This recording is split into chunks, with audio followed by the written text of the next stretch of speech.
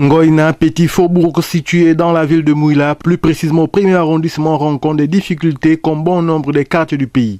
Ici, le problème d'électrification publique ne cesse d'alimenter les débats. En effet, dans ce quartier, le jour, les lampadaires servant à éclairer les rues sont bien visibles, mais dès la nuit tombée, ceux-ci sont inactifs. Une implantation qui ne sert que de décor et plonge dès la nuit tombée cette partie de la ville dans une obscurité qui ne dit pas son nom.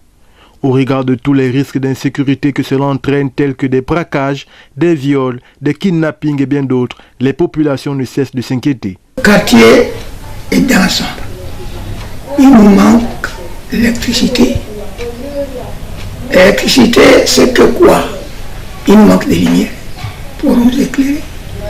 Les poteaux ont été plantés depuis quand? Et ces poteaux, il n'y a pas de lampes qui nous éclairent dans la rue. Et on est dans le noir. C'est pas normal. Il y a beaucoup de bandits. Non, vous savez, pour le moment, nous vivons avec le bandit, pas les hommes. On entend parler, on a agressé un enfant, ils ont soulevé, ils ont agressé un vieux, on l'a tapé, il est mort. Et c'est parce qu'il manque de lumière qui nous éclaire.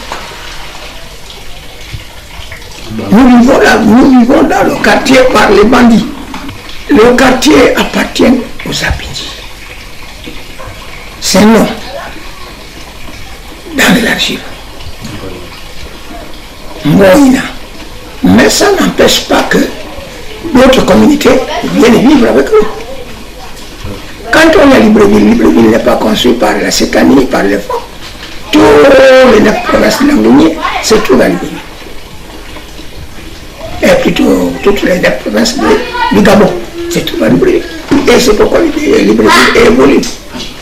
Et les autorités que vous dites, ils viennent. Bientôt c'est la période où on voit ces politiciens. Mais on leur soumet le camp. Et ça n'aboutit absolument rien. Ils veulent être votés, mais pas une situation que la population va estimer. Nous avons les doléances qu'on leur donne de chaque terrain, de chaque quartier. On raconte souvent des réunions et nous soulevons toujours les mêmes questions. Ce qui se passe dans l'autre quartier, ce qui se passe dans l'autre quartier. Nous tous les quartiers de Moula, nous parlons un. Rien que ce que nous parlons. Voilà une situation qui devrait interpeller un tant soit peu les filles et fils de la province désirant améliorer les conditions de vie de la population molvilloise.